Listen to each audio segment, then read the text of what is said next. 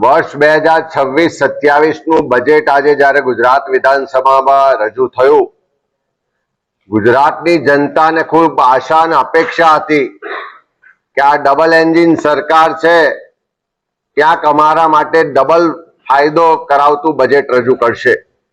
પણ જે રીતે વાસ્તવિકતા છે કે આ ડબલ એન્જિનમાં એક એન્જિન જે મોંઘવારી વધારવાનું કામ કરે છે અને બીજું એન્જિન જે ભ્રષ્ટાચાર વધારવાનું કામ કરે છે, એનો પડઘો આ બજેટમાં પડ્યો હોય એવું સ્પષ્ટ દેખાય છે.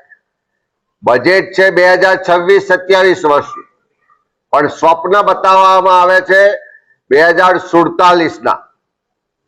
આજે જમીન પર કઈ છે નહીં અને ચંદ્ર પર લઈ જવાની વાતો વાળું આ બજેટ સ્પષ્ટ રીતે ગુજરાતના સામાન્ય લોકોની આશા અપેક્ષાથી વિપરીત છે, એની વિરુદ્ધનું છે. ગુજરાતના ખેડૂતો ચારે તરફથી હેરાન પરેશાન છે.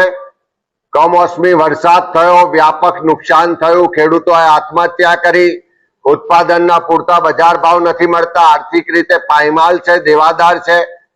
અપેક્ષા હતી કે ગુજરાતના ખેડૂતોના સંપૂર્ણ દેવા માફીની જે માંગ છે એનો પડઘો ક્યાંક બજેટમાં પડશે, એની વાત થશે, પણ એવો એક શબ્દ પણ આ બજેટમાં દેખાયો નહીં. વારંવાર ખેડૂતોને કુદરતી આફતોથી નુકસાન થાય છે.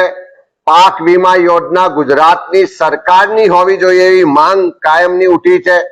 અમે પણ એની માંગણી કરી છે, પણ આ બજેટમાં પાક વીમા યોજના માટેનો એક શબ્દ પણ નથી.